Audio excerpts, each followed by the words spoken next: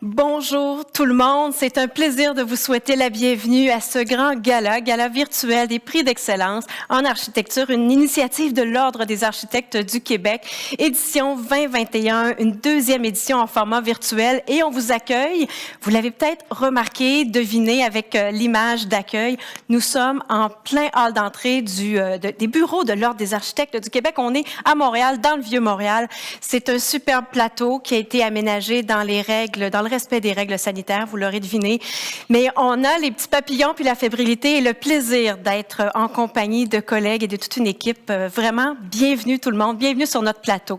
Je me présente, je suis Karina Lehoux, heureuse de vous retrouver à l'animation de cette prestigieuse cérémonie. Donc, pour une deuxième année, j'ai eu le plaisir aussi d'animer des remises de permis par le passé. Et ce métier-là d'animatrice nous amène, oui, à vivre quelque chose de très spécial, mais aussi de découvrir des personnes, des réalisations exceptionnelles. Et aujourd'hui, c'est un peu le point culminant parce que finalement, depuis quelques semaines, on se prépare à être avec vous et vous mettre en lumière. Donc, un plaisir d'y être.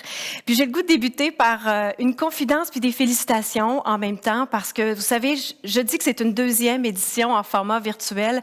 La première était en juin, l'année dernière. Ça faisait pas longtemps qu'on était dans le contexte de la pandémie, du confinement.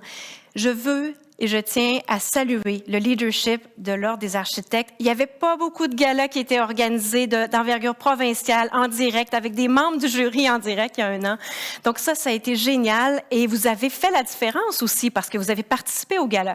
Donc aujourd'hui, on espère vraiment vous permettre de vivre une expérience aussi bonne, sinon meilleure. On peut mettre la barre toujours un petit peu plus haute. Je sais que vous êtes exigeant envers vous-même, alors on va se l'imposer un petit peu, mais dans le plaisir, bien sûr. Donc, un événement qui sera réalisé en collaboration avec les membres du jury qui seront présents avec nous en direct tout au fil de la remise. Bien sûr, on va vous présenter tous les projets finalistes, on va dévoiler les lauréats. Le président de l'Ordre est avec nous sur ce plateau, il sera là dans quelques secondes. Nos partenaires sont impliqués et il y a quelqu'un qui est situé un peu plus de 2 mètres de moi, mais je suis tellement contente qu'on soit sur le même plateau. Catherine Lune Rollet, bonsoir. Bonsoir. Hey, santé Karina. On commence ça avec le champagne, la célébration. Absolument. Et santé à vous aussi qui nous regardez à la maison. Je sais qu'il y a des gens de Québec, de Montréal, mais il y a aussi des gens à Sutton, à Saguenay. Donc, merci beaucoup d'être là. Vous savez, mon rôle sera sensiblement le même que l'an dernier, c'est-à-dire que je vais faire le lien entre la boîte de clavardage et notre événement.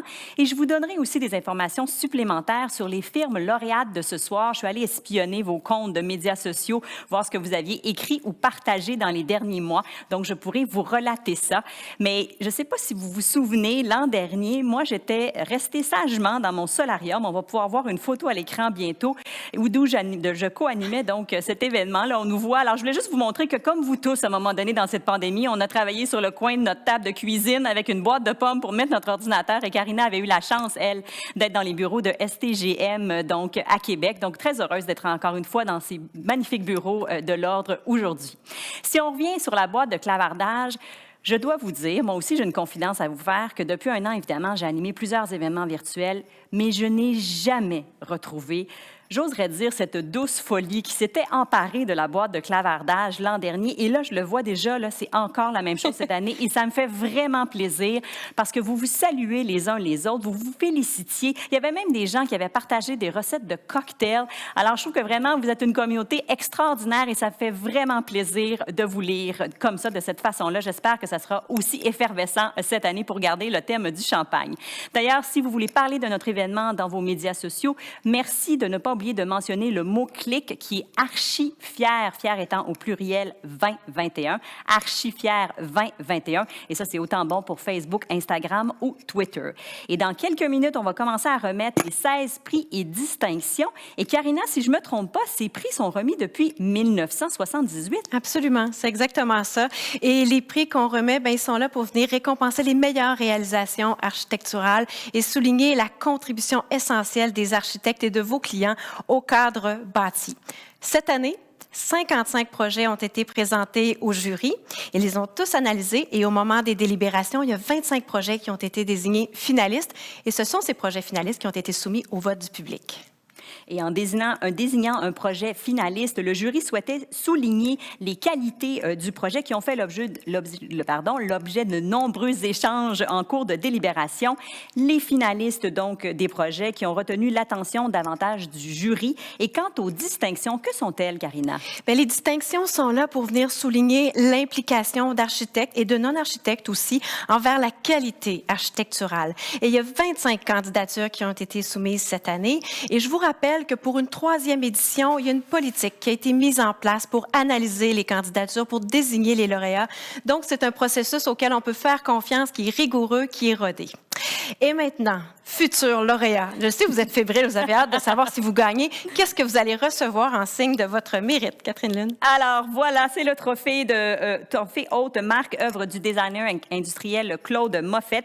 Donc, il est en acier Corten et le trophée qui est remis au lauréat du Grand Prix, lui, il est fait en acier inoxydable. Évidemment, il s'inspire d'un outil très important chez les architectes qui est l'équerre. Et à noter aussi que nos gagnants de ce soir vont repartir avec cette magnifique plaque, donc, honorifique qui sera remise au lauréat. Évidemment, là, on a caché le nom du gagnant déjà pour ce soir, mais voilà, je fais durer le suspense un peu plus. Et sinon, dans quelques instants, le président de l'Ordre sera avec nous sur ce plateau, mais juste avant, j'aimerais souligner la participation de nos partenaires de ce soir. Alors, tout d'abord, il y a TD Assurance qui est notre partenaire principal, également Soprema et Lumigroup qui sont parrains de prix d'excellence et aussi V2Com, partenaire à la diffusion. Eh bien, on vous l'a présenté. Il est là, devant moi, à un peu plus de 2 mètres, mais contente, Monsieur Pierre Corriveau, que vous soyez avec nous sur ce plateau. Comment allez-vous? Très bien, vous-même? Ben oui, merci. Très bien. Plaisir aussi. Ce soir, on est là pour célébrer la qualité architecturale dans toutes ses dimensions. Puis dans la prochaine heure, on va découvrir des bâtiments, on va découvrir des personnes aussi qui sont architectes ou non, puis qui contribuent à cette qualité, qui la fait vivre, cette qualité, qui la diffuse également. Pour vous, qu'est-ce que ça évoque, Pierre, la qualité architecturale? La qualité architecturale, je la définirais de 2 manières, c'est-à-dire une qualité du construit que l'on connaît bien, que l'on est capable de définir tout à fait rationnellement, et on le verra plus tard par les prix qui vont être donnés, et la qualité des interventions qui y mènent, c'est-à-dire la qualité des politiques urbaines et politiques d'aménagement, la qualité de gestion d'un projet, la qualité des processus qui amènent au construit. Et les architectes sont dans tous ces processus-là, et il y a donc 2 manières de voir la qualité du construit et les gens qui le permettent. Donc, aujourd'hui, on célèbre ces 2 facettes de la qualité. C'est bien dit, puis merci de faire voir l'envergure de ce petit mot, mais qui a plusieurs dimensions finalement. Oui. Quand on parle de la qualité du bâti qui nous entoure, comment ça s'incarne dans les projets réellement sur le terrain? Très facilement. On peut dire d'emblée que tout le monde a toujours l'impression que c'est une question d'esthétique. Donc oui, c'est vrai, il y a beaucoup d'esthétique dans la notion de qualité, mais surtout dans la qualité, il y a la fonctionnalité, il y a l'adéquation au contexte, aux besoins, au désir du propriétaire aussi, du client qui a l'envie de quelque chose que vous devez lui donner, que vous devez traduire son désir en une réalisation construite. Donc ça, c'est toute une facette où l'architecte doit agir avec doigté et humilité, chose qu'il fait très généralement. La qualité va aussi dans la durabilité. La durabilité, on peut l'analyser de 2 façons. La durabilité par rapport au développement durable, c'est-à-dire réduire notre empreinte écologique à court et long terme, mais aussi la durabilité en termes de pérennité des bâtiments. Et de ça passe la qualité de l'entretien de nos bâtiments. Si on veut préserver notre patrimoine, on doit l'entretenir, on doit le préserver. Et donc, il faut le concevoir pour qu'il soit préservable. Je ne sais pas si le terme existe d'ailleurs, mais pour qu'il le soit préservable, et il faut le préserver et donc l'entretenir à long terme. Donc, le maintien d'actifs, les interventions que les architectes ont par rapport à ça sont extrêmement importantes. Et ça nous permet justement d'ouvrir sur, vous avez parlé de COVID tantôt, sur l'adaptabilité des lieux. La qualité tient aussi compte de cette notion d'adaptabilité pour que le client puisse s'approprier l'espace qu'on lui a conçu, qu'il puisse faire évoluer l'espace correctement, sans être obligé de tout le démolir, le refaire parce que le bâtiment ne répond plus à la fonctionnalité qui a changé. Donc, cette adaptabilité fait partie de la qualité. Ça va bien au-delà de l'esthétisme. Tout ce que vous racontez là, c'est très large. Une grande responsabilité aussi, parce que le client peut avoir une commande et vous amener les choses un peu plus loin. C'est-à-dire qu'il y a des gens, donc, derrière ça. Les architectes ont un rôle très important dans la façon dont les projets se déploient. Oui, bien, forcément, parce qu'ils sont à plusieurs niveaux. Les architectes sont des ambassadeurs de la qualité. Ils sont des ambassadeurs qui l'expriment à travers les projets qu'ils réalisent. Mais comme je l'ai dit tantôt aussi, c'est aussi des gens de l'ombre qui produisent la réglementation, qui font de la gestion et qui ont la volonté d'être exemplaires dans toute leur réalisation. Donc, ils permettent à l'architecte de s'émanciper par des constructions construites. Il y a un pléonasme.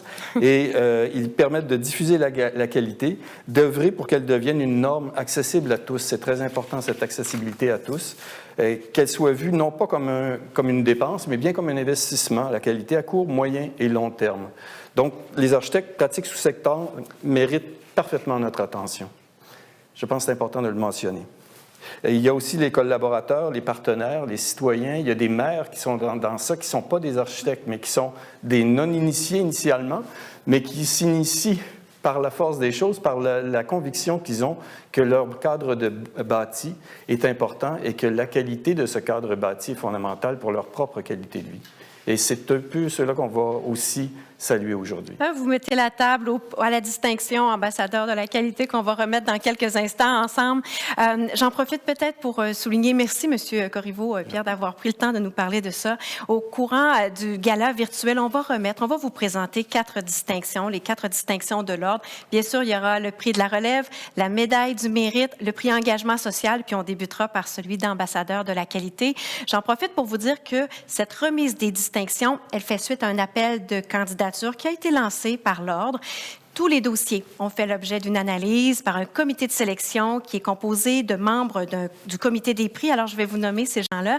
Julien Gouin-Charbonneau, Stéphanie Augy, Isabelle Beauchamp, Dalius Bulotta et Marie-France Bellec. On vous remercie pour le travail réalisé. Donc, ambassadeur de la qualité, Pierre, c'est une distinction qui vient récompenser un non-architecte. Un non-architecte. Un ou une? Ah, vous donnez des indices déjà. Oui. Donc, en théorie, selon la définition, ça souligne les efforts d'une personne ou d'une entreprise ou d'un organisme qui a contribué à rehausser et à valoriser la qualité de l'architecture au Québec. C'est une distinction qui succède au prix Thomas Baillarger qui a été créé en 1983. Donc, à vous l'honneur de dévoiler le nom de la architecte, de la non-architecte, pardon, Mme Julie Payette. Julie, je tiens à te féliciter. Tu es une communicatrice engagée, hors pair, envers la promotion de la qualité architecturale. Tu as, depuis 30 ans, consacré ta carrière, je le mets au-dessus, je devrais le mettre au vous. Tu as consacré ta carrière à mettre en vitrine le travail des architectes québécois, tant sur la scène locale que sur la scène internationale. Tu as notamment contribué à la création de V2Com, un fil de presse international spécialisé en architecture et en design. Enfin, tu agis avec passion et dévouement, et par ton travail, tu contribues à consolider l'intérêt des médias pour l'architecture, de qualité, encore une fois, et à rehausser la culture architecturale du public. Félicitations, Julie, et merci vraiment pour cette contribution exemplaire. Félicitations, c'est une superbe reconnaissance. Et merci, Pierre, d'avoir débuté cette célébration avec nous sur le plateau. Je vais vous retrouver un peu plus tard parce que je veux que vous soyez avec nous pour le dernier segment. On va remettre en votre compagnie le Grand Prix d'excellence en architecture un peu plus tard. Ça me va me faire plaisir de vous retrouver. Merci. Dans un instant, nous allons rejoindre en direct le président du jury. D'ailleurs, je vous l'ai mentionné, chaque membre du jury va être avec nous, soit à distance, soit sur le plateau. Juste avant de m'y rendre, je veux prendre le temps de saluer quelqu'un qui a été de très bons conseils. Il a été le conseiller auprès des membres du jury, Monsieur Jacques White. Vous le connaissez comme directeur de l'École d'architecture de l'Université Laval. Jacques, je vous salue. Merci pour le travail réalisé. Et je me suis laissé dire que ce n'est pas un poisson d'avril et que c'est votre anniversaire aujourd'hui. Alors, je lève mon verre et puis je vous souhaite la santé d'abord puis un très bon anniversaire à vous. Merci pour votre implication. Là-dessus, on se rend dans le secteur de Boston, mesdames et messieurs. C'est International, notre événement. Comme vous avez votre rayonnement et vos projets un petit peu partout, on rejoint en direct M. Jean-Pierre Crousse. Bonjour, Jean-Pierre. Bonjour, Karina. Bonjour, c'est un plaisir. Ben oui, très bien. C'est un plaisir de vous avoir avec nous. Merci de prendre le temps. Quelques mots d'abord. Ben, vous êtes le président du jury cette année.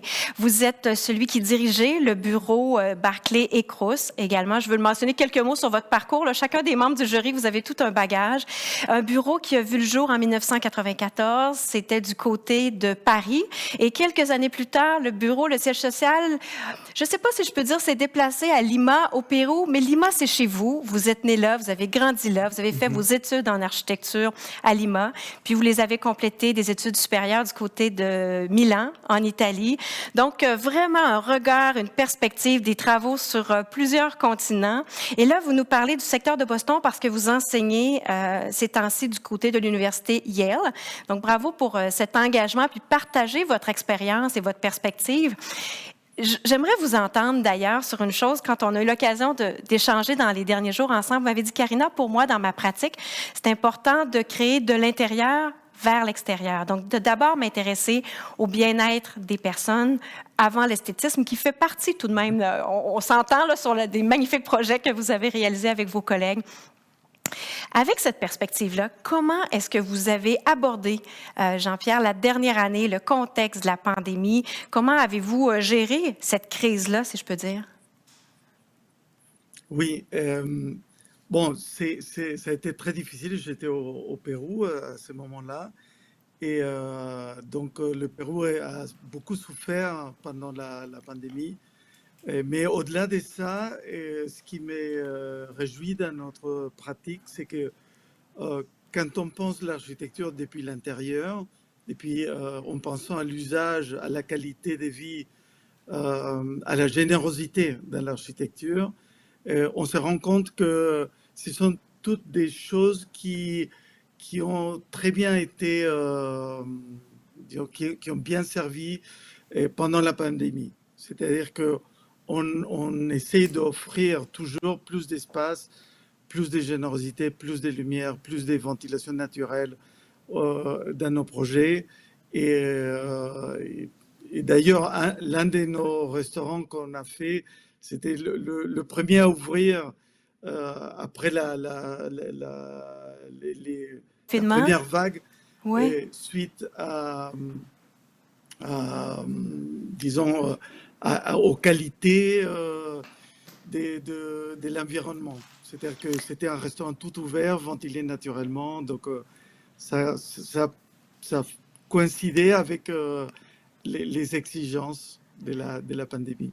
Et il y a peut-être quelque chose dans pas le climat comme la température, mais l'environnement dans lequel les gens évoluent au Pérou qui fait en sorte que vous devez être toujours prêt à une nouvelle situation, à une situation difficile que vous pouvez rencontrer même économiquement. Donc, ça fait partie de votre pratique d'être souple, d'être agile, d'être capable de vous adapter rapidement. Bravo pour les réalisations. Qu'est-ce que vous avez remarqué, Jean-Pierre, avec votre œil, je disais, toute votre perspective du monde, j'ai le goût de dire. Qu'est-ce que vous avez remarqué dans les projets que vous avez étudiés, nos projets au Québec? Bon, j'étais très agréablement surpris de la qualité générale des projets et surtout deux choses qui m'ont marqué. L'une, c'est qu'on voit au Québec un soin pour les bâtiments publics, pour l'espace public, qui est pas très souvent vu en Amérique du Nord. Et l'autre chose, c'est le rapport au paysage. Je pense que l'architecture québécoise en particulier maîtrise son rapport entre architecture et paysage. Donc, une intégration à la nature, à l'environnement. C'est intéressant. Puis, vous avez aussi la perspective de ce que vous voyez comme projet aux États-Unis. Donc, c'est un autre angle de comparaison. Merci pour cette perspective-là. Ouais. Puis, votre expérience avec les collègues du jury, quelques mois à cet égard-là? Bon, c'était très agréable de travailler avec eux. Il y avait Jacques White, toujours d'intermédiaire, pour nous rassembler, pour nous expliquer les projets. Mais je pense qu'avec deux jurys qui venaient d'ailleurs, c'était moi-même et Pedro Garcia, deux jurys qui étaient architectes québécois comme Marc Bloin et Kim Paresso, Christian Germain, qui était en dehors du monde de l'architecture, mais bien informé sur l'architecture. Et je pense que c'était un jury idéal. Et on a beaucoup discuté, on n'était pas tous d'accord, on coïncidait sur beaucoup de choses, mais c'est bien, c'est-à-dire que la discussion ouverte sur certains projets ou certains sujets qui étaient bien, c'était pour moi très intéressante, et c'est une preuve de la qualité des projets sur lesquels on discutait. Magnifique. Merci pour ce partage. On va débuter la remise de prix en votre compagnie, Jean-Pierre. La première catégorie qu'on veut présenter ce soir, c'est la catégorie bâtiment culturel. Il y a 2 finalistes qui ont été désignés dans cette catégorie. Le Grand Théâtre de Québec, un projet qui est conçu par Lemay et Atelier 21. Également, Pôle culturel de Chambly, un projet conçu par Atelier Tag et Jodoin-Lamarre-Pratt Architectes en consortium. Et c'est à vous que revient l'honneur de dévoiler le lauréat dans cette première catégorie. Merci, Karina. Bon, dans la catégorie bâtiment culturel, les prix est décerné au Pôle culturel de Chambly, un projet d'Atelier Tag et de Jodoin-Lamarre-Pratt Architectes. Félicitations, en consortium eux deux. Merci. On va regarder les images à l'instant. Merci, Jean-Pierre. Prix d'excellence en architecture 2021, catégorie bâtiment culturel. Le Pôle culturel de Chambly, par l'Atelier Tag et Jodoin-Lamarre-Pratt Architectes en consortium. Par sa composition en strates décalées, la volumétrie de ce nouveau bâtiment fait écho à la topographie de la rive sud du Saint-Laurent et s'insère dans le paysage suburbain sans le désavouer. Les dessins témoignent d'une réflexion judicieuse sur les usages dont il prévoit l'évolution au fil des saisons afin d'accueillir une programmation changeante d'activités et d'événements culturels, sportifs et communautaires. Malgré un budget limité, le projet parvient à insuffler du caractère et de la vitalité à son milieu, envisagé comme un véritable écosystème.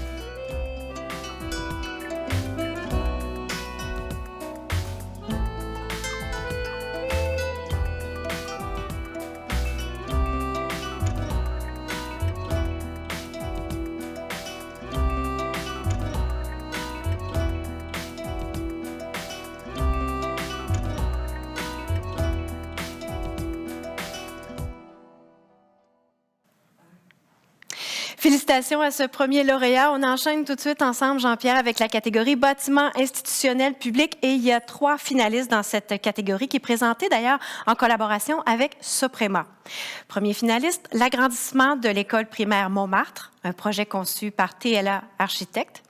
Campus Beaconsfield, pavillon d'hébergement, centre de la jeunesse et de la famille Batcha, un projet conçu par STOA Architecture.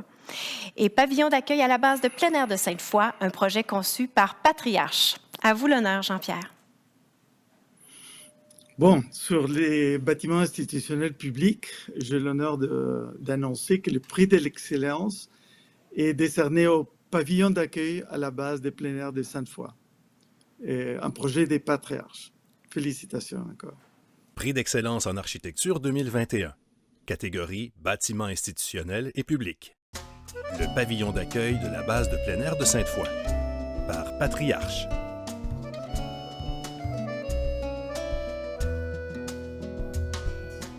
Le jury a été séduit par l'approche pavillonnaire retenue pour ce projet et l'intelligence avec laquelle les architectes l'ont déployé. Le choix avisé de fragmenter les fonctions et de loger chacune dans son propre corps de bâtiment d'échelle modeste a pour effet de multiplier les circulations dans les espaces extérieurs, en toute cohérence avec la vocation de ce parc urbain.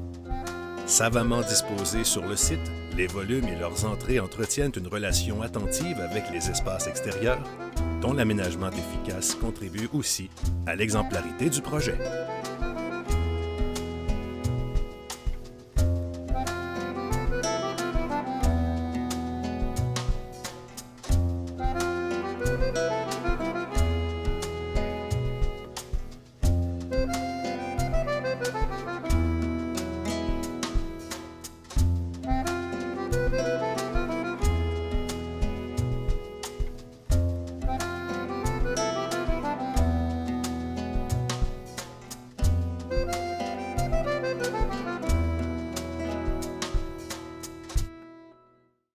Jean-Pierre, nous sommes ensemble pour une troisième catégorie. C'est la hors catégorie, en fait. Puis par la suite, je sais que vous ne serez plus en ondes, mais je vous souhaite une belle suite de gala. Puis merci encore d'être avec nous. C'est réellement un plaisir de vous avoir en direct.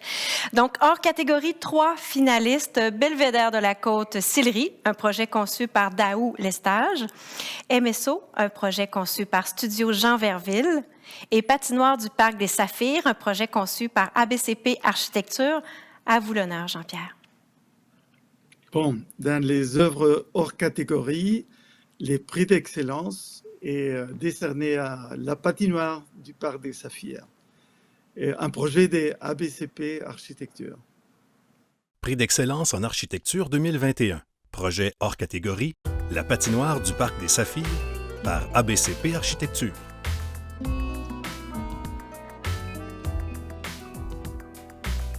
En réponse à une commande inhabituelle, ce projet dote la municipalité de Bois-Châtel d'une toiture en bois lamelé collé et acier à la silhouette élancée et harmonieuse. En plus de protéger la patinoire extérieure des intempéries et de faciliter l'entretien de la glace, elle abrite du soleil les sportifs qui utilisent la surface de jeu pendant la saison chaude. Le jury a salué la conception de cet équipement sportif d'une élégante légèreté qui prolonge la tradition québécoise du hockey extérieur.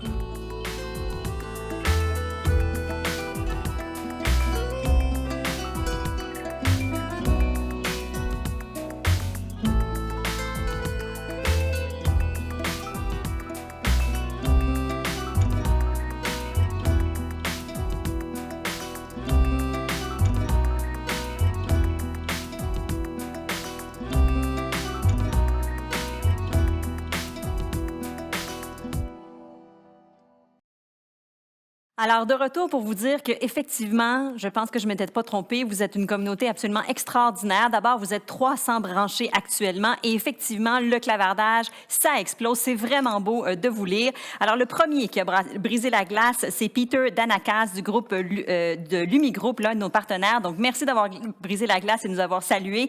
Ensuite, tout de suite, Guylaine Biron est venue dire la web-diffusion de ce gala sera l'un des points positifs, l'un des seuls points positifs de cette COVID. Vous avez bien raison, Madame Biron. On a des bonjours de Québec, de la France, de Chicoutimi. On a aussi eu un message de bienvenue de notre nouveau DG, Sébastien-Paul Desparois, donc il vous souhaite à tous la bienvenue. Lui, j'étais bien contente de le voir revenir dans la boîte de clavardage. Martin Houle de Collectif. Je vous rappelle que l'an dernier, moi, j'avais remis 2 prix sur les 2 personnes qui avaient gagné ex aequo la plus grande participation à la boîte de clavardage. Et Martin en était un des 2, donc j'étais contente de le voir là.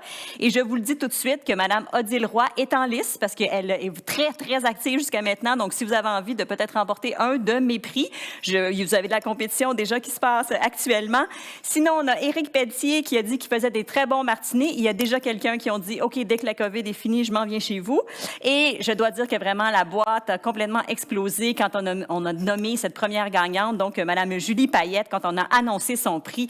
Vous étiez tous contents et ça me fait toujours plaisir de voir que des gens de différentes firmes viennent souligner et féliciter donc Mme Payette. Et d'ailleurs, j'en profite pour vous dire que si vous voulez en savoir davantage sur Mme Payette, si vous vous rendez sur le compte de V2Com Newswire, il y a sa biographie que je vais lire. Il décrit Julie aime sa chienne Angie, les voyages en moto, la danse japonaise Buto, le yoga et les légumes à profusion. Sa chienne Angie fait d'ailleurs partie de l'équipe de V2Com puisqu'elle officie comme zoothérapeute. Alors, plus sérieusement, si vous êtes intéressé vraiment à tout ce qui se fait à la fois en architecture au Canada, mais à l'international, abonnez-vous au compte Instagram de V2Com Newswire. Vraiment, il y a des photos absolument magnifiques de projets de partout sur la planète qui peuvent être assurément des sources d'inspiration. Parmi tous les prix qu'on vient de remettre, il y en a 2 qui m'ont fait particulièrement plaisir parce que ça touche des lieux qui sont fréquentés par les enfants. Et là, je pense au pavillon d'accueil de la base de plein air de Sainte-Foy, fait par la firme Patriarche, et aussi le patrimoine du Parc des Saphirs, qui est fait par ABCP Architecture. Des prix qui me font plaisir parce que je me dis que si les enfants grandissent dans des beaux espaces, éventuellement, ils voudront habiter dans des beaux espaces, travailler dans des beaux espaces, peut-être même être créateurs de ces beaux espaces en devenant architectes. Donc, bravo bravo à vous d'inspirer la jeunesse. Autre chose aussi qui unit ces deux projets, c'est qu'ils viennent tous les deux de remporter un prix au récent gala des prix d'excellence de Sécobois. Donc, la base de plein air de Sainte-Foy a gagné le prix bâtiment institutionnel de plus de 1000 pieds carrés et la patinoire du Parc des Saphirs, elle, dans la catégorie infrastructure extérieure, qu'elle a remporté un prix. À noter que cette patinoire a aussi gagné un très prestigieux Honored Award au Wood Design and Building Awards Program. Sinon, qu'est-ce que je voulais vous dire d'autre? Ah ben oui, cette semaine, je lisais sur le Facebook de la basilique Notre-Dame de Montréal qu'elle a mis une photo dans sa page Facebook de la reconstruction de la chapelle Notre-Dame du Sacré-Cœur à la suite d'un incendie qui l'avait presque entièrement ravagé cette chapelle. Et ça, c'était en 1978. Et qui était la firme derrière la reconstruction? Un de nos lauréats de ce soir, il s'agit de Jaudoin Lamarre Pratt, architecte, donc, qui vient de remporter un consortium avec l'Atelier TAC, dont déjà en 1978, il s'occupait donc de cette chapelle de la basilique Notre-Dame. Alors, je vais continuer à vous lire. N'oubliez pas d'utiliser le mot-clic archi-fier au pluriel 2021. À tout à l'heure. Wow! Alors, documenter Catherine Lune, ce n'est même pas le mot, c'est impressionnant. Puis en plus, avec tout ce qui arrive sur la plateforme, ben merci beaucoup d'être branché avec tout le monde. Il y a des gens d'un peu partout à travers le Québec, même un peu plus, qui nous écoutaient. Ben on continue notre voyage autour du monde parce qu'on va se rendre directement en direct, oui, à Lisbonne, au Portugal. Je suis en compagnie de Pedro Ressano Garcia. Pedro, bonsoir. Bonsoir. Je dois vous dire merci d'être avec nous d'abord, mais là, il est presque minuit chez vous, puis vous avez le costard, vous êtes en tenue de gala, alors franchement, merci beaucoup de vous prêter au jeu puis d'être là, c'est réellement un plaisir de vous voir. Vous nous parlez à partir de Lisbonne, quelques mots sur votre profil, votre parcours. Vous êtes quelqu'un qui vous investissez à la fois dans la recherche, vous dites que ça nourrit votre pratique, l'enseignement, bien sûr, et la production. Donc, depuis votre bureau à Lisbonne, vous enseignez à l'Université Laval du côté de Québec. Vous y avez vécu d'ailleurs, comme dans bien d'autres villes à travers le monde. Et un trait particulier, je pense, de votre pratique, de ce qui vous intéresse, c'est votre intérêt sur l'architecture carbone zéro, carbone positive. C'est un intérêt que vous avez depuis longtemps. C'est pas né dans la pandémie ou depuis quelques années. Ça remonte aux années 90. Vous vous êtes intéressé à ça lorsque vous étiez à l'Université de Berkeley en Californie, dans un projet de maîtrise de réutilisation en architecture. Et je veux souligner que depuis 2019, vous êtes le chercheur principal et coordonnateur du projet européen SOS Climate Waterfront, qui met en relation des chercheurs partout en Europe pour concevoir des stratégies d'adaptation des villes riveraines au changement climatique. D'abord, bravo pour votre engagement et votre leadership. Mais là, je pense que vous avez peut-être moins aimé que je mentionne le mot changement climatique dans ma présentation parce que ce n'est pas un terme que vous aimez, hein. Vous utilisez un autre terme. Oui, l'influence humaine sur le climat. Et pourquoi vous l'approchez comme ça? Pourquoi c'est important pour vous qu'on utilise ces mots-là? Parce qu'il faut l'engagement social. Nous avons beaucoup de connaissances, beaucoup de technologies, nous avons tout ce qu'il faut, mais nous avons besoin des gens, de la population, des communautés qui soient plus engagées. Donc, il faut réaliser l'impact qu'on a, l'effet qu'on a pour être capable d'appliquer les changements, de stimuler même les réflexions avant même les actions. Des projets en lien avec la carboneutralité, vous en menez. Ça fait partie de vos réflexions, de vos travaux de création. Et vous me disiez que ça a commencé au tournant des années 2010 où tout à coup, il y a des clients qui se sont mis à vous en parler. Comment ça a commencé pour vous, cet intérêt-là, puis les projets concrets? J'ai jamais cherché des clients. Ils viennent me chercher. Et voilà. Et c'était un client qui m'a demandé de faire tout un village carbone neutre. Et ça, c'était avant 2010. C'était 2008. Donc, on a rendu le projet à 2010. Et puis, voilà. Donc, c'était nouveau pour vous à ce moment-là. Donc, vous avez réuni vos équipes et des collègues pour le réaliser. Comment vous l'avez abordé? Oui, on avait... Bon, ce qu'il faut faire d'abord, c'est faire de la recherche, parce qu'il y a beaucoup de choses qui sont très intéressantes. Et puis, il faut visiter il y a des très bons cas qui sont déjà faits. Et finalement, il faut rassembler certaines choses qui sont d'ici, de là, et les mettre ensemble, et puis ça marche. Bien, si ça marche, puis que vous nous le dites, je peux vous dire qu'on retient ça. Et c'est tellement d'actualité, ce sujet. Donc, bravo pour la recherche que vous continuez à faire sur le sujet. Et je veux vous entendre. Vous aussi, vous avez une grande perspective internationale. Vous êtes actif en Europe. Vous avez participé à d'autres jurys. Votre expérience à vous de ce jury, vous l'avez vécu comment? J'ai beaucoup aimé ce jury parce qu'il y avait des hommes et des femmes, des jeunes et des plus expérients, des architectes et des non-architectes. Donc, c'était des Québécois et des non-Québécois. Donc, c'était un jury très intéressant, très équilibré, parce que l'architecture, finalement, elle touche à tout le monde, elle est universelle. Alors, il faut des jurys qui ont une vision plus large. Donc, j'ai beaucoup aimé l'ambiance et les points de vue de tout ce qu'on a échangé. Merci de souligner cette ouverture-là. Ça fait plaisir de l'entendre avec quelqu'un qui en a vu plusieurs également. J'aimerais, Pedro, vous proposer qu'on présente ensemble le prochain prix et que vous puissiez dévoiler le lauréat. C'est la catégorie patrimoine. Il y a 3 finalistes dans cette catégorie. Je vous les présente. L'Auditorium de Verdun, un projet conçu par les architectes FABG. Le Grand Théâtre de Québec, un projet conçu par Lemay et Atelier 21, ainsi que le projet de restauration du clocher de l'Église de Saint-Jacques, un projet conçu par DFS Architecture et Design. Pedro, vous nous quitterez sur la production en direct. Alors, je veux vous dire merci beaucoup d'avoir été avec nous. Je pense que je pourrais dire obrigada. Et là-dessus, je vous laisse le soin de dévoiler le lauréat de ce prix. Dans la catégorie mise en valeur du patrimoine, le prix d'excellence est décerné à l'Auditorium de Verdun, des architectes FABG. Et félicitations parce que c'était bien disputé et avec des candidats très, très compétents. Merci, Pedro. On regarde ces images. Prix d'excellence en architecture 2021, catégorie mise en valeur du patrimoine.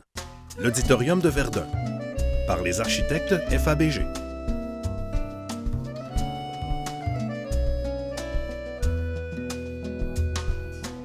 Le jury a souligné l'effort qu'ont déployé les architectes pour conserver et mettre en valeur l'aréna existant de style Art déco, inauguré en 1939.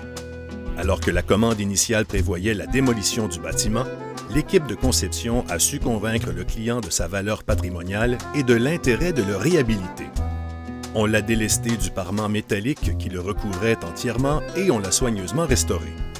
L'intervention comprenait aussi la démolition et la reconstruction de l'aréna adjacent, de même que l'aménagement d'espaces partagés, ce qui permet au complexe de poursuivre sa vocation de lieu de rassemblement et lui redonne une place de choix dans le centre historique de Verdun.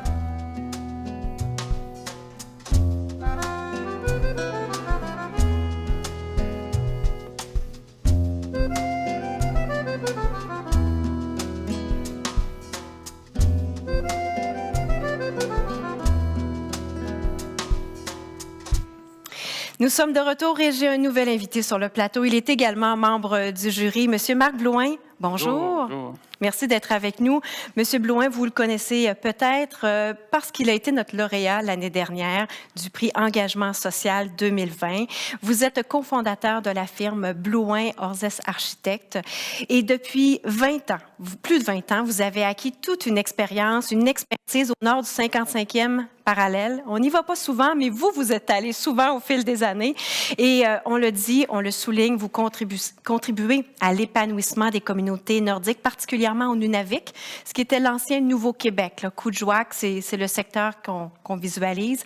Et votre engagement avec les habitants du Nord, votre générosité à transmettre vos connaissances, c'est ce qui vous a valu le prix l'année dernière. Donc, vous remettrez ce même prix à votre successeur dans quelques minutes. Marc, vous aviez l'habitude d'aller dans le Nord plusieurs fois par année. Là, dans la dernière année, avec la pandémie, le confinement, les restrictions de voyage et votre façon d'aborder les projets qui est sur le terrain avec les gens, comment vous l'avez vécu la dernière année? Ben oui, c'est effectivement assez paradoxal qu'un prix comme le prix engagement social qui souligne l'engagement d'un architecte auprès de populations vulnérables, comme un peu c'est le cas pour ce prix-là, alors que justement dans la dernière année, depuis un an, on n'a pas eu l'occasion d'avoir des contacts directs avec les communautés nordiques avec qui on travaille. Alors, mais même si vous n'avez pas pu aller sur le terrain, vous avez été en lien avec eux parce que vous avez même répondu à un appel d'offres que vous avez remporté. Donc, vous avez continué à travailler puis à faire avancer les choses. Oui, tout à fait. Ben, disons, c'est sûr que la vie continue malgré la pandémie, mais ça a changé quand même de façon quand même assez importante notre travail qui était justement sur des projets sensibles comme par exemple un établissement de longue durée, de soins de longue durée comme celui sur lequel on travaille au Nunavut. Cette fois-là, c'est encore un petit peu plus haut que le Nunavik. Et donc, c'est un projet sur lequel on travaille depuis un an, mais sans avoir pu consulter les populations, ce qui était au cœur de notre travail, et puis d'un point de vue architectural, sur un site qu'on n'a jamais visité comme tel. Donc, c'est vraiment... il faut s'adapter. Il faut vraiment s'adapter à ces nouvelles façons de faire. Ouais. Mais on a bon espoir de pouvoir retourner au Grand Nord, disons, cette année. On a bon espoir que ça va fonctionner. Je vous le souhaite, je vous le souhaite. Oui. Puis bravo pour ce que vous avez réalisé dans le contexte. Et je suis certaine qu'avec les qualités qu'on vous reconnaît, les qualités humaines qu'on vous reconnaît, je suis certaine que vous avez fait avancer les choses très bien malgré les contraintes qui étaient en place. Il faut s'adapter. Oui. Comment un prix comme celui de l'engagement social, qu'est-ce que ça vient changer? Est-ce que ça a changé quelque chose pour vous dans la dernière année? Comment ça peut influencer une carrière? Bien, c'est sûr que c'est un prix quand même prestigieux, remis par ses pairs. Donc, quand même, on a une pratique relativement pointue. Là, donc, c'est vraiment, ça s'inscrivait parfaitement là, dans notre pratique. Et donc, on a naturellement apprécié. Et puis, ben, il faut, c'est sûr que ça nuit pas lorsque vient le temps de faire des offres de services et puis justement d'aller poursuivre nos projets là-bas. Mais magnifique. On vous souhaite de continuer à réaliser ces projets-là longtemps avec vos collègues, avec les équipes. Vous êtes avec nous pour remettre 2 prix ce soir et vous dévoilerez bien sûr les lauréats. On va débuter avec la distinction engagement social, bien sûr.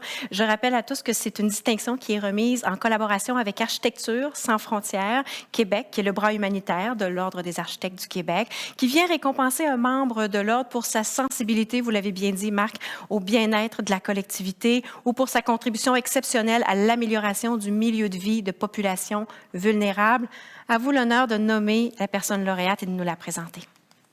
Alors, le prix Engagement social est remis cette année à un précurseur du mouvement actuel des places publiques éphémères, l'architecte Éric Rivard. Les acteurs locaux reconnaissent que son engagement a grandement contribué à la mise en valeur et à la renommée du quartier Limoilou comme milieu de vie innovant et dynamique. Par son implication auprès des étudiants en architecture de l'Université Laval, ainsi qu'auprès de diverses instances, il a également contribué à l'émergence de nombreuses politiques urbaines et réflexions sur l'aménagement dans la ville de Québec. En lui remettant le prix Engagement social, l'Ordre salue son engagement local influent et son souci de l'inclusion sociale. L'implication d'Éric Rivard est inspirante et illustre bien le leadership que les architectes peuvent exercer au sein de leur communauté et dans l'espace public. Félicitations, M. Rivard. Oui, félicitations, Éric. Oui. On vous souhaite d'avoir la chance de vous rencontrer tous les deux. Oui, on s'est déjà croisés à l'occasion. Oui, vous connaissez déjà. Oui. C'est une petite communauté. Bravo, bravo. On continue ensemble. On va remettre le prix dans la catégorie unifamiliale, milieu urbain. Il y a 3 finalistes désignés dans cette catégorie. De Normanville, un projet conçu par TBA, Thomas Balaban, architecte. La Doyenne, un projet conçu par Nature Humaine, et la Maison Kirsch, un projet conçu par Yakouvakis Hamelin, architecte, YH2. À vous l'honneur, Marc. Alors, dans la catégorie bâtiment résidentiel de type unifamilial en milieu urbain, le prix d'excellence est décerné à La Doyenne, un projet de Nature Humaine. Prix d'excellence en architecture 2021, catégorie bâtiment résidentiel de type unifamilial en milieu urbain. La Doyenne, par Nature Humaine.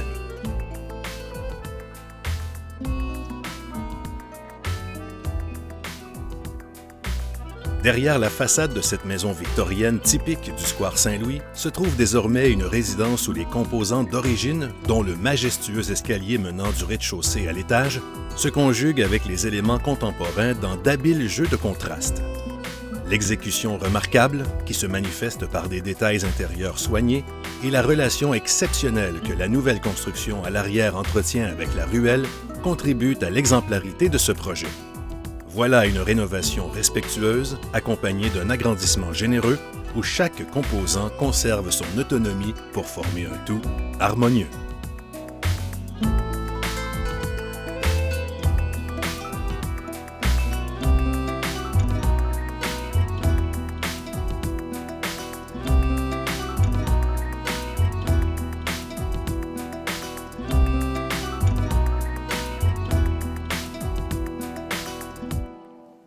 De retour sur le plateau pour la catégorie multifamiliale, nous avons 3 finalistes à vous présenter.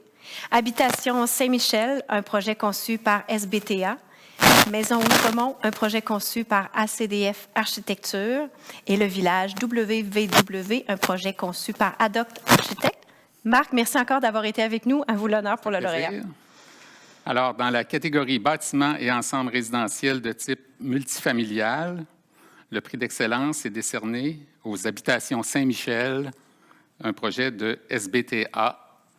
Alors, félicitations Vladimir. Alors, voilà. Très bien, on passe en vidéo pour découvrir tout ça. Prix d'excellence en architecture 2021, catégorie bâtiments et ensembles résidentiels de type multifamilial. Les Habitations Saint-Michel, par SBTA.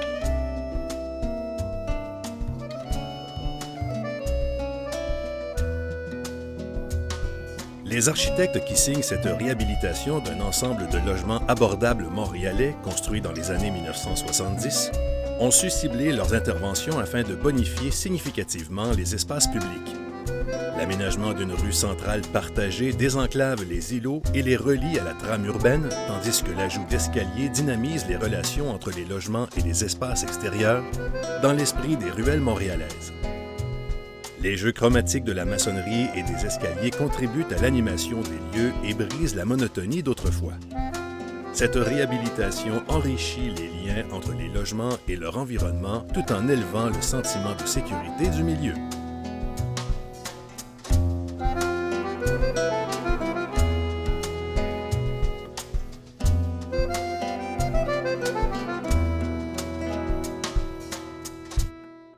Alors, j'ai même pas le temps de quitter mes yeux. Il y a encore des messages qui continuent à rentrer, mais quand même, je vais faire un petit résumé là, de ce que je viens de voir des 15 dernières minutes. Alors, d'abord, 2 messages qui m'ont fait, deux notes qui m'ont vraiment fait plaisir.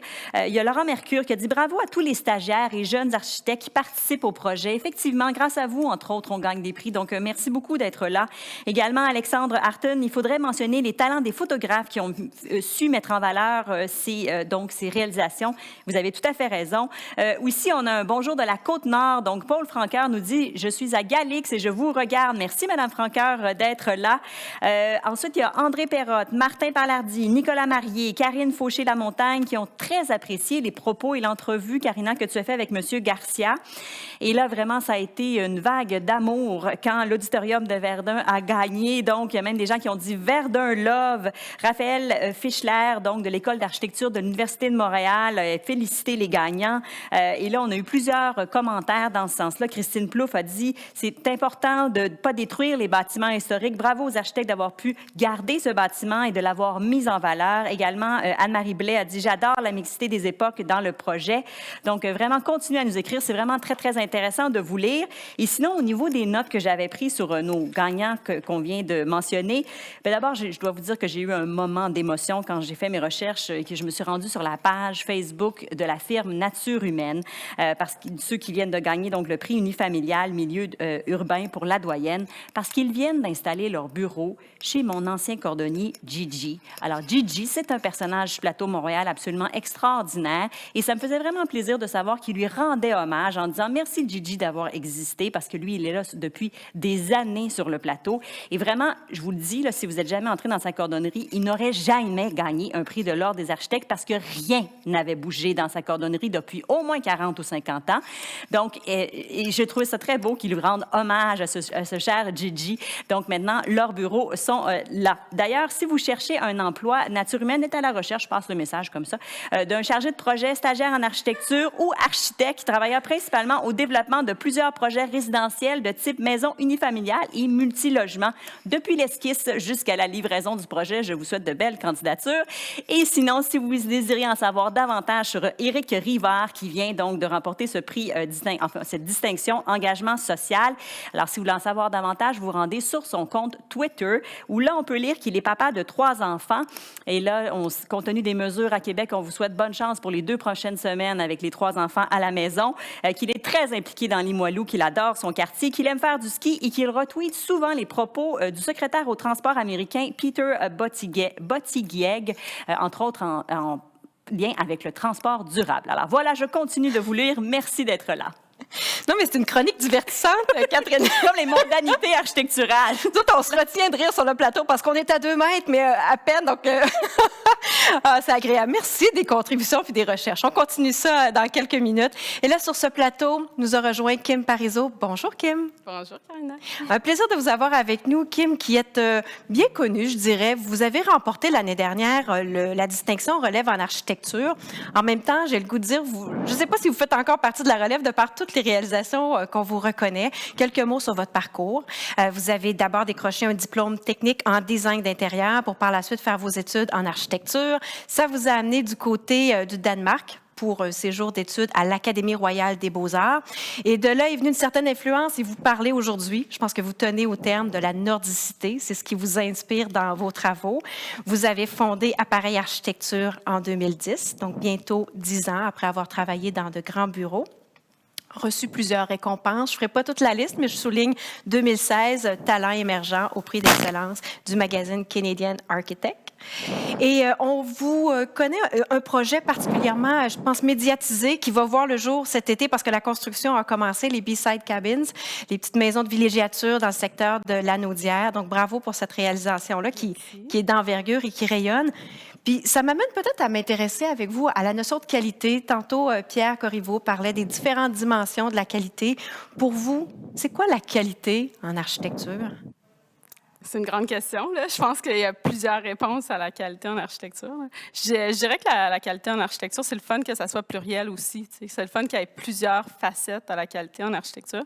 Puis je pense que c'est le fun que si l'architecture fait vivre des choses, donc elle suscite une émotion, vive une expérience. L'architecture, pour moi, c'est pas juste statique, mais c'est vivant. C'est un espace qu'on va traverser, qu'on va vivre, puis qu'on va perdurer, qui va perdurer dans le temps. Ça, c'est une notion que je trouve très importante. Donc, vous avez cette vision-là à long terme. J'espère. Dans les projets que vous faites. Très bien. Mais on dit d'ailleurs que vous êtes quelqu'un qui est à l'écoute. Je cite, là, Kim est quelqu'un à l'écoute des clients. C'était dans le magazine Esquisse. OK, j'allais oui. C'est quoi je cite la source. Vous portez une grande attention aux aspects humains, aux aspects environnementaux dans les concepts architecturaux. Alors, je veux aussi vous entendre sur cette notion-là d'empreinte écologique, d'empreinte environnementale des projets. Il y a des concours dans lesquels il y a des critères qui sont définis pour venir reconnaître particulièrement où ça doit être partie inhérente d'un projet, ces critères-là. Vous nous positionnez où au Québec par rapport à ça? Est-ce qu'on a développé une conscience assez grande dans nos projets, dans les demandes des clients aussi par rapport à l'impact et au développement durable? Oui, bien en fait, tantôt, on parlait de la relève, là, le prix de la relève, mais je pense que j'ai appris aussi de mes pairs, puis des professeurs que j'ai eus, mais aussi des architectes que j'ai côtoyés dans ma carrière. Puis je pense que c'est un leitmotiv que j'ai appris d'eux aussi, de dire que finalement, on peut faire de la qualité avec moins d'espace. Mais je pense qu'aujourd'hui, j'ai envie de le crier sur tous les toits, parce qu'en fait, au bureau, on essaie vraiment de diminuer le pied carré pour amener de la qualité en architecture, donc amener une plus-value à chacun des pieds carrés qu'on va construire, peut-être dû au fait que j'ai commencé avec des micro-budgets, puis maintenant on a plus de budget, mais on essaie quand même de réfléchir à l'effort et fait de chacun des éléments.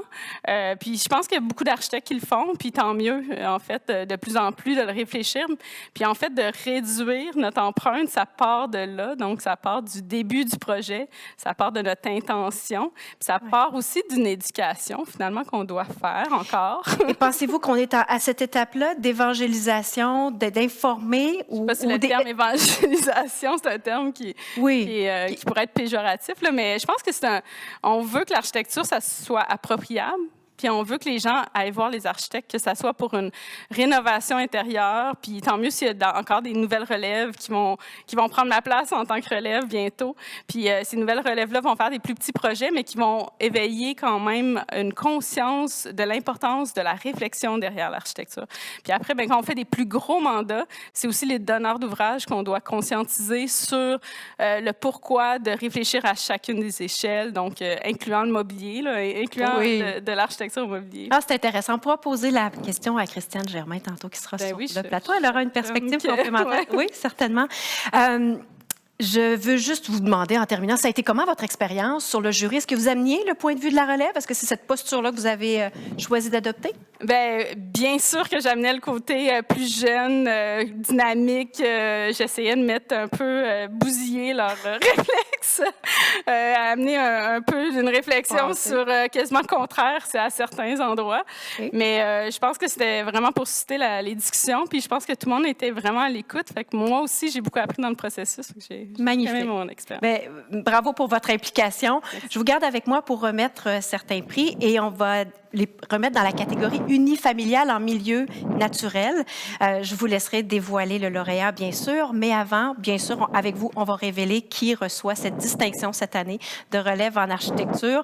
Je vous rappelle, tout le monde, un peu les critères ou la description de cette distinction vient récompenser un ou une architecte de la relève qui est membre de l'Ordre depuis au plus 10 ans et qui est engagé de manière exemplaire dans la promotion de la profession et la qualité. En architecture, on y revient à cette qualité. Par cet engagement envers la profession et le bien-être de la collectivité, sa contribution à la qualité de l'architecture au Québec et la promotion et le respect des valeurs de l'Ordre. Alors, Kim, à vous l'honneur. C'est un prix que je suis honorée de donner. Premièrement, c'est pas seulement un collègue architecte, c'est aussi un collègue proche de moi. C'est une personne que je respecte pour son humanité. C'est une personne que j'admire pour son dynamisme, mais aussi son leadership dans son équipe. C'est un gars qui est très... Je dis déjà un garçon... qui est très audacieux, je sens que c'est que le début. Fait que pour lui, le prix relève signifie un début, un renouveau, pour rebondir dans les plus hauts sommets. Je suis vraiment enchantée de lui remettre ce prix ce soir. Est-ce que je dévoile? Ah oui, c'est le moment. Okay. Oui, vous avez fait durer le suspense, mais là, Étienne Bernier, architecte. Bravo, Étienne. Ah, félicitations, Étienne Bernier. Bravo, prix de la relève, édition 2021. Oui, on a le goût de l'applaudir. Oui. Hein? C'est correct. Faut pas s'empêcher parce que c'est virtuel. Merci beaucoup. Bravo à vous. Alors, on continue, avec la catégorie unifamiliale, milieu naturel. 4 finalistes dans cette catégorie. Je vous les présente. Chalet au lac Memphremagog, un projet conçu par Nature Humaine. Interhouse, un projet conçu par Ménard Dworkin Architecture et Design. Les blocs de bois, un projet conçu par Yakouvakis Hamelin Architecte YH2. Et Les Rochers, un projet conçu par la Shed Architecture. Et Kim, je vais vous dire, à vous l'honneur, là, mais à vous l'honneur en double, parce qu'il y a 2 lauréats dans cette catégorie. En fait, c'était une catégorie qui a suscité beaucoup de discussions, même au sein du jury. On avait de la misère à définir le prix parce que les critères pouvaient être appliqués de différentes façons. Donc, ça a amené énormément de discussions, ce qui est génial pour un prix d'architecture. On s'est entendu finalement pour en nommer 2, mais 2 sur un thème similaire. Okay. Donc, 2 interprétations, 2 budgets, peut-être une personne la relève, une personne qui est plus établie, qui gagne souvent des prix. Fait que je suis fière d'annoncer ce soir que... Est-ce que je nomme les 2? Un premier lauréat d'abord parce qu'on ira en vidéo juste après. D'accord. Je commence par le projet plus relève, mais qu'on va voir de plus en plus certaines. Interhouse de Ménard et Dworkin. Je m'excuse pour le nom de famille. Vous avez fait une super réalisation avec Interhouse qui a été largement publiée. Donc, bravo à vous. On va regarder les images à l'instant. Prix d'excellence en architecture 2021. Catégorie bâtiment résidentiel de type unifamilial en milieu naturel. Interhouse par Ménard Dworkin, Architecture et Design.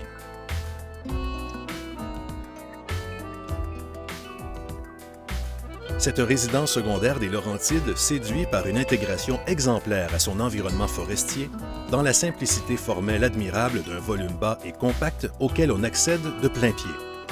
L'enveloppe de cèdre blanc ponctuée de fenêtres pleine hauteur, de même que le pin rouge et le sapin de Douglas qui part l'espace de vie intérieure, jusqu'à la structure de bois indigène, contribuent à la richesse et à la clarté des relations entre le bâtiment et son environnement. Tout cela dans un projet mené avec une judicieuse économie de moyens.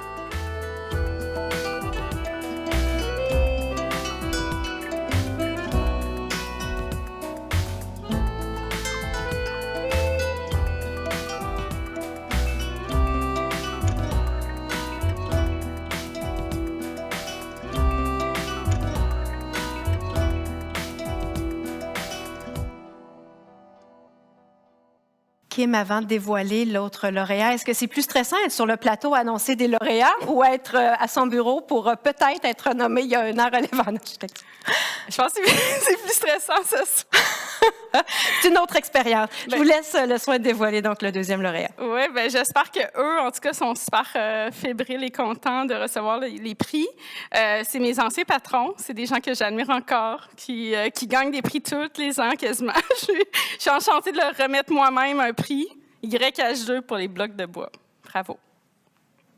Prix d'excellence en architecture 2021. Catégorie bâtiment résidentiel de type unifamilial en milieu naturel.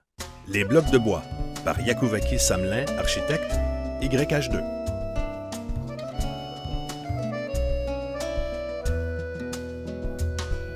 Érigée près du lac Memphremagog, en Estrie, cette résidence à la composition étudiée semble flotter dans le paysage.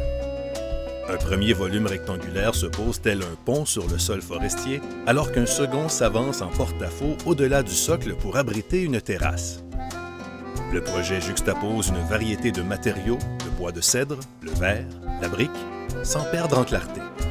Il se distingue par des espaces de vie riches, conçus avec un souci du détail exceptionnel, dont témoignent les dessins soignés et une qualité d'exécution hors pair.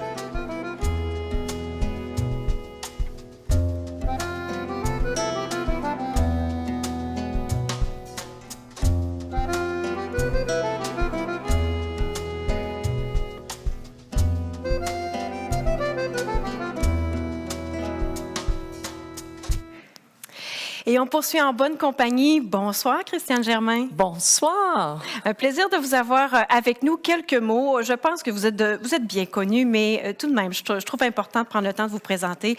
Vous êtes cofondatrice et coprésidente de Germain Hôtel, une entreprise familiale qui est présente dans 7 provinces canadiennes avec 18 établissements. De très beaux endroits, d'ailleurs, qu'on aime fréquenter. Vous dirigez les opérations, le marketing. On vous reconnaît pour votre sens de l'entrepreneurship, votre intuition, votre engagement également. Bravo pour tout ça. Vous prenez part dans l'espace public aussi pour défendre des points de vue qui vous paraissent importants pour les gens d'affaires. Vous avez été honoré par les gens d'affaires à plusieurs occasions, honoré par la communauté touristique canadienne. Vous avez à cœur la vitalité économique et je voulais le souligner parce que vous avez développé dans votre entreprise une politique d'approvisionnement local parce que ça vous tenait à cœur. Et enfin, vous êtes membre de l'Ordre du Canada et chevalière de l'Ordre national du Québec.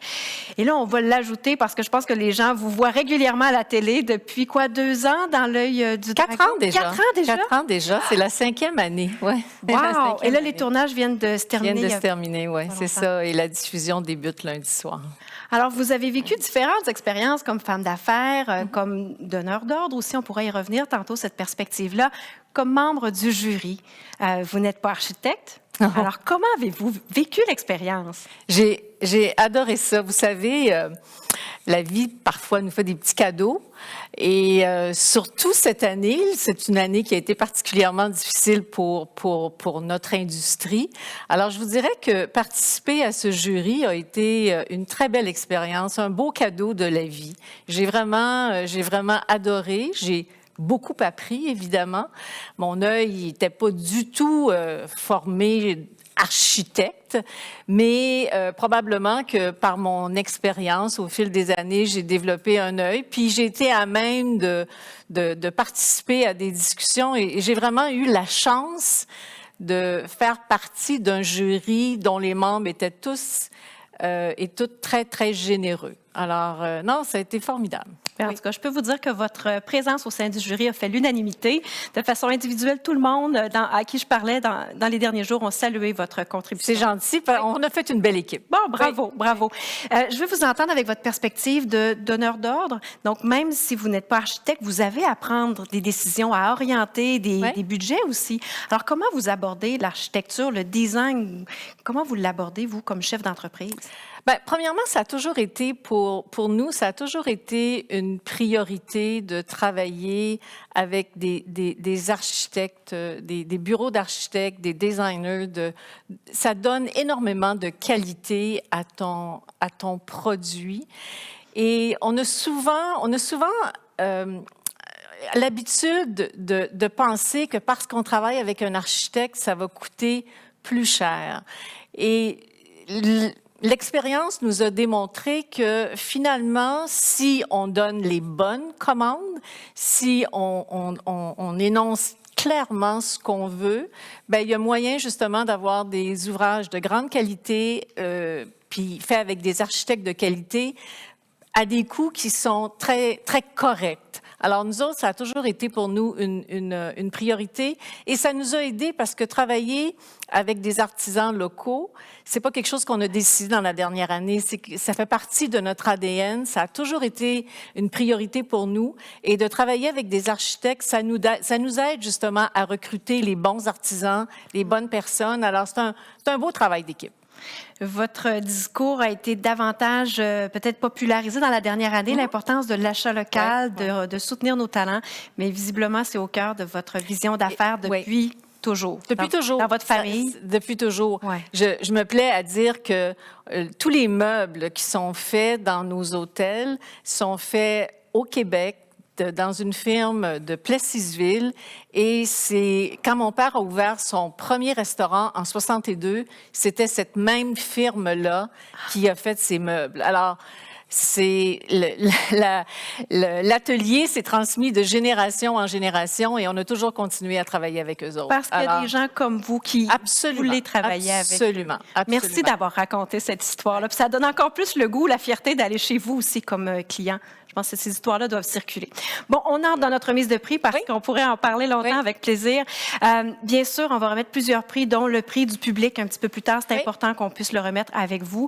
On débute avec la catégorie aménagement intérieur. Il y a 2 finalistes et c'est un prix, qui est présenté en collaboration avec l'Umigroup. Donc, je vous présente d'abord les finalistes. 2 finalistes en débutant par firme gouvernementale, un projet conçu par Provencher-Roy. Et Lightspeed Phase 3, un projet conçu par ACDF Architecture. Christiane, à vous l'honneur.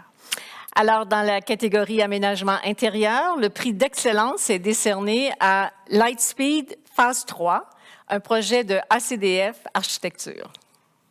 Prix d'excellence en architecture 2021, catégorie aménagement intérieur. Lightspeed Phase 3 par ACDF Architecture.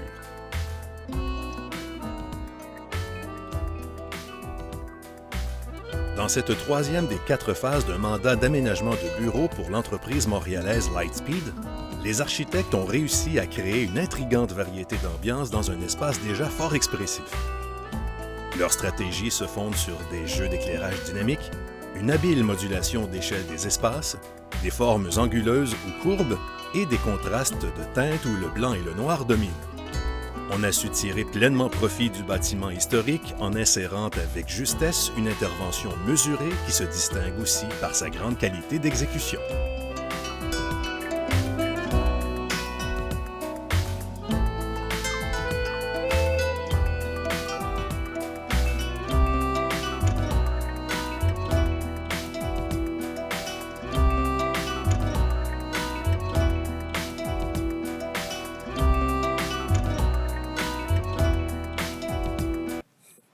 Et on poursuit avec la catégorie industrielle et commerciale. 3 finalistes.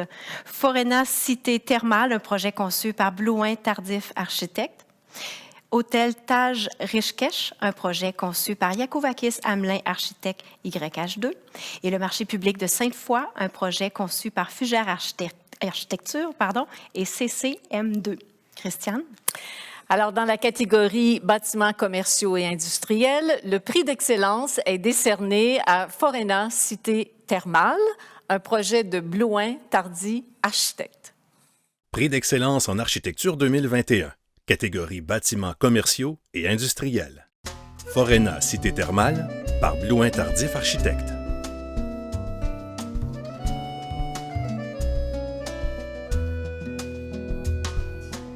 Avec des lignes sobres et des matériaux d'origine naturelle, bois et pierres granitiques provenant de la carrière voisine, les bâtiments de ce spa s'intègrent en douceur dans l'environnement rural qui les accueille.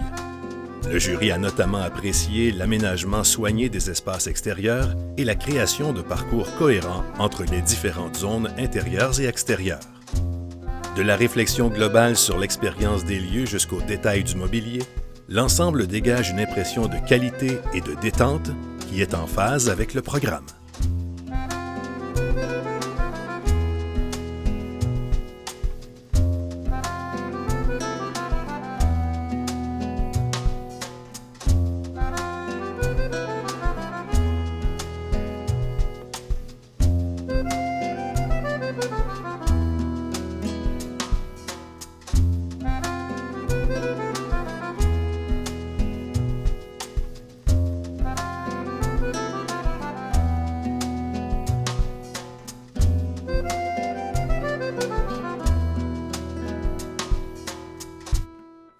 De retour avec Christiane Germain pour vous présenter, bien sûr, le lauréat du prix du public, qui est finalement une vitrine qui permet à tout le monde de prendre connaissance des nombreuses réalisations architecturales qui ont été conçues par vous, les architectes québécois.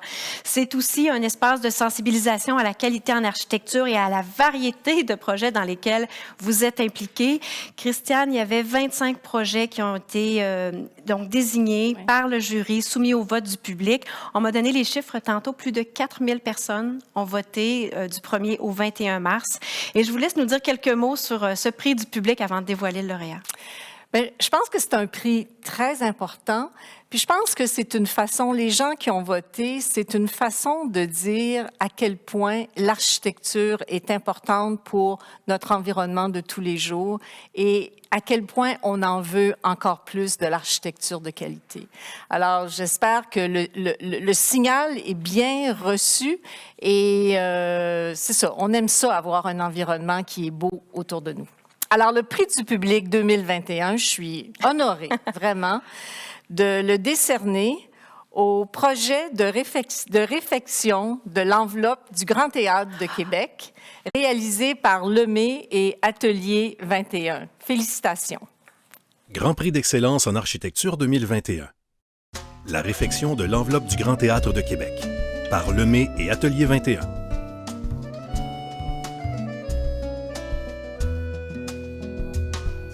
À l'épineuse question de la préservation de l'enveloppe de béton préfabriquée du Grand Théâtre de Québec et de la célèbre murale de Jordi Bonnet qui y est imbriquée, les architectes ont proposé une réponse audacieuse avec un pari d'intervention loin d'être gagné d'avance. On a choisi de sertir le bâtiment brutaliste de Victor Prusse dans une enveloppe innovante à plusieurs égards, constituée de 900 plaques de verre suspendues sur de fines membrures d'acier. Ce nouvel écrin tout en transparence met littéralement et symboliquement en lumière une œuvre moderniste majeure de la Ville de Québec, pérennisant et actualisant par là sa valeur patrimoniale.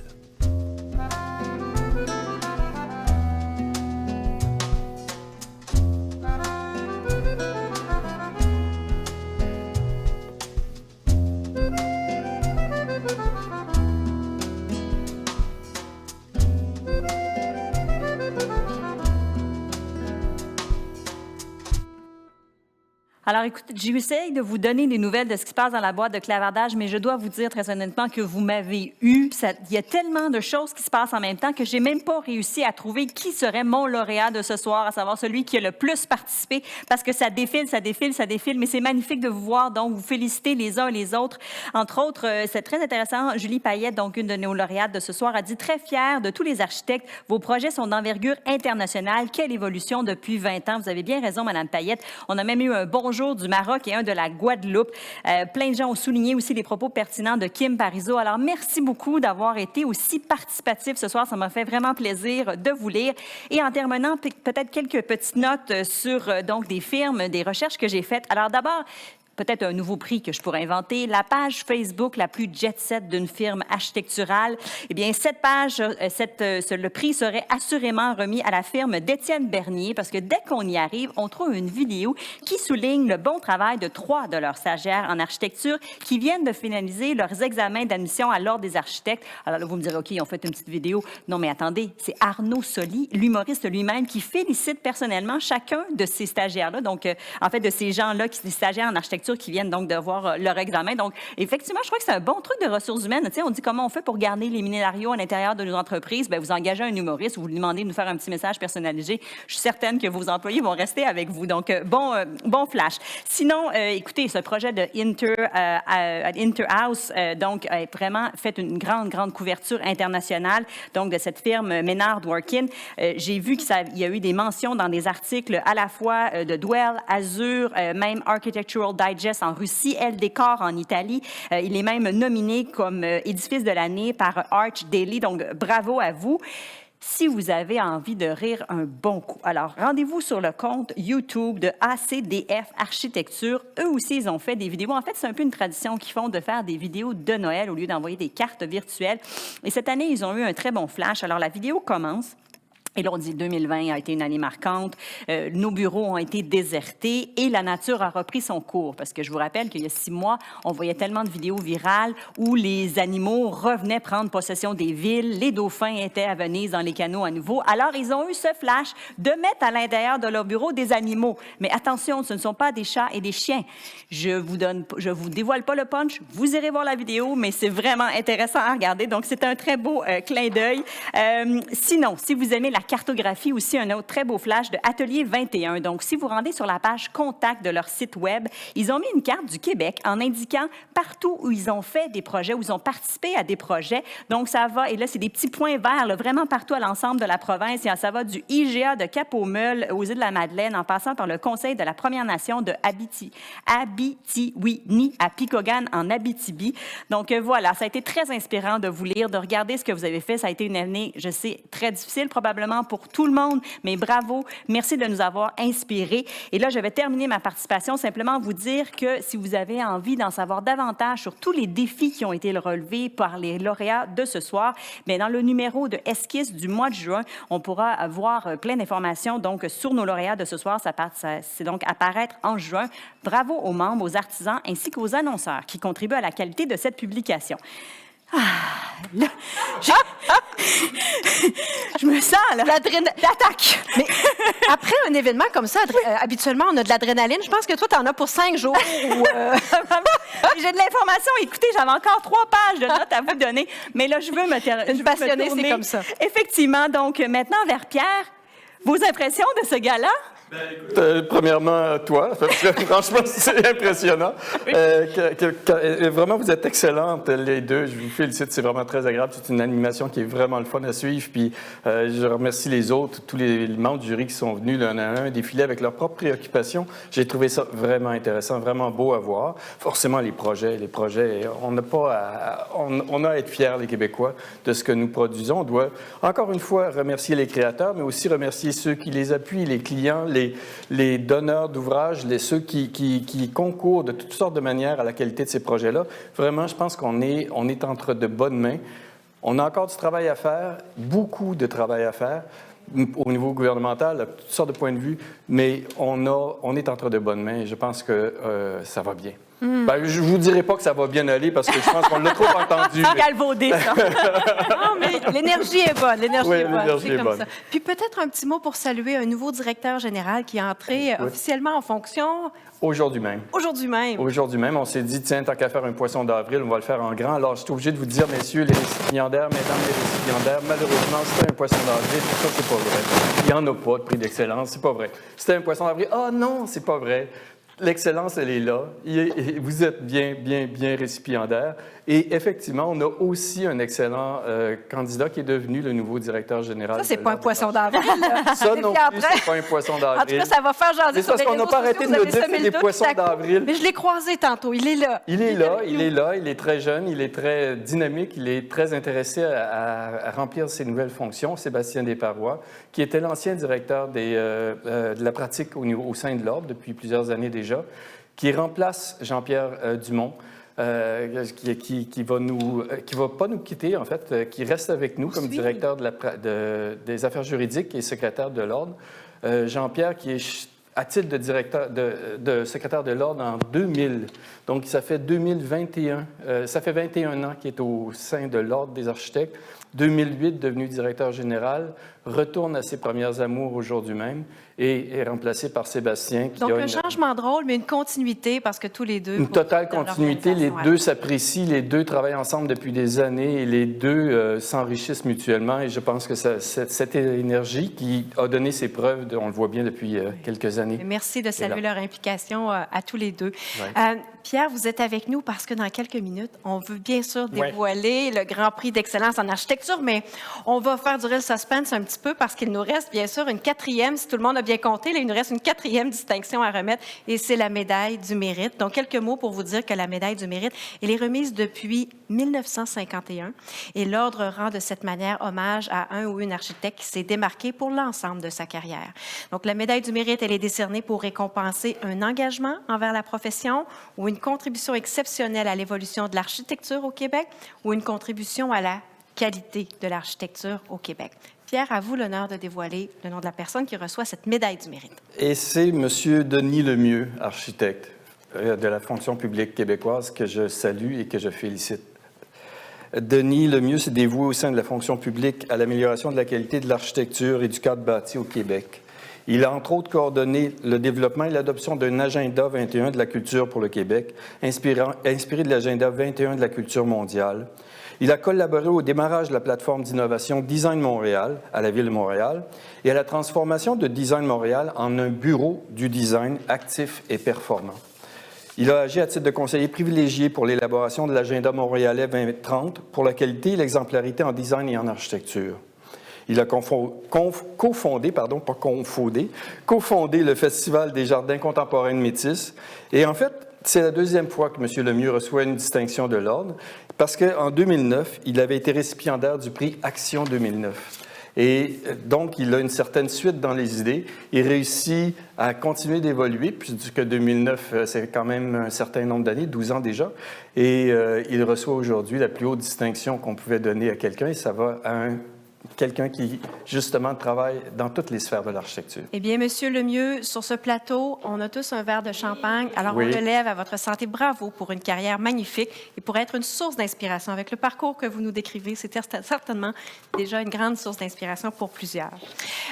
On se dirige, bien sûr, vers le dernier prix, mais juste avant, vous me permettrez de remercier et de nommer à nouveau les partenaires qui sont associés à cet événement, en débutant par TD Assurance, qui est le partenaire principal de ce gala. Merci à Soprema et Lumi Group comme parrain de prix d'excellence et V2Com comme partenaire à la diffusion. On va remercier des gens aussi, Pierre, qui sont dans l'ombre, mais pour moi et Catherine, ils ne sont pas dans l'ombre. Alors, toute l'équipe de l'agence Web Diffusion, je vous regarde, vous êtes là de l'autre côté de la vitre avec les masques. Écoutez, on fait un travail formidable pour la production, la réalisation. Bravo à vous tous.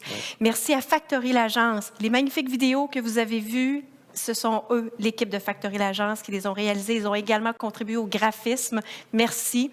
Les vidéos ont été également produites avec la collaboration d'Éclosion Animation Professionnelle pour la narration et pour le travail d'animation sur le plateau. Et on salue M. Claude Moffett comme designer industriel qui est le créateur des trophées qu'on remet aux lauréats. Merci. Et là, on reprend notre verre de champagne. Oui, absolument. Ils ne sont pas de l'autre côté de la vitre, ou peut-être, je ne les vois pas, mais l'équipe de l'Ordre, toute l'équipe qui a fait un travail formidable. On ne serait pas sur ce plateau si ce n'était pas de vous et tout le travail qui a été fait depuis des semaines, des mois, j'ai le goût de dire la dernière année. Alors, chapeau, vous méritez ces honneurs et ce verre de champagne que j'espère vous allez prendre lorsqu'on quittera les ondes. Et merci à vous, les participants, d'avoir été en ligne, puis de votre présence aussi active. On l'a senti, Catherine, ça lui a donné une énergie assez incroyable. On a le goût de vous demander vos impressions. Vous pouvez les mettre sur les réseaux sociaux si vous voulez, mais on va vous envoyer un sondage par courriel. Merci à l'avance de le remplir. Là, je sais, là, j'ai fait durer le suspense assez. On se dirige vers le dernier prix, le Grand Prix d'excellence en architecture, présenté en collaboration avec TD Assurance, qui vise à reconnaître un projet qui s'est particulièrement démarqué des autres, et ce, à tous les niveaux. Monsieur Pierre Corriveau, comme président de l'Ordre des architectes du Québec, à vous l'honneur. Je vais quand même dire un dernier petit mot, parce que vous avez tellement remercié des gens, mais je voulais remercier l'ensemble des architectes du Québec de nous donner envie de fierté et la qualité qu'ils nous offrent. Alors, je tiens à les remercier. Bravo. Le Grand Prix d'excellence en architecture 2021 est décerné à... Ils ont déjà gagné quelques prix. La réfection de l'enveloppe du Grand Théâtre de Québec par un projet de Lemay d'Atelier 21. Bravo, bravo, bravo. Un excellent projet. Grand Prix d'excellence en architecture 2021. La réfection de l'enveloppe du Grand Théâtre de Québec par Lemay et Atelier 21.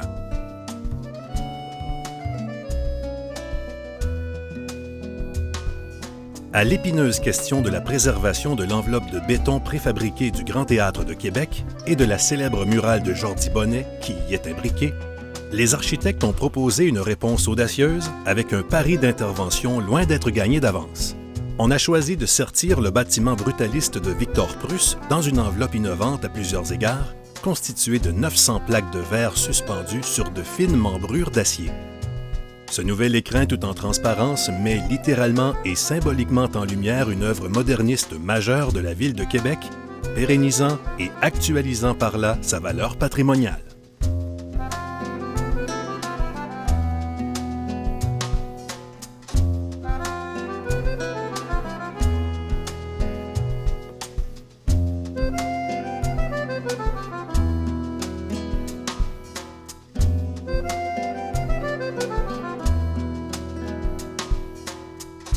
Chers amis, merci d'avoir été là. Le gala se conclut maintenant. Vous avez été d'une générosité dans votre participation. On a eu du plaisir sur le plateau. Bravo à tous les finalistes. Bravo à tous les lauréats. On vous souhaite une belle continuité et on vous lève notre verre de champagne. Bravo. Bonne soirée tout le monde. À bientôt. Santé. Santé.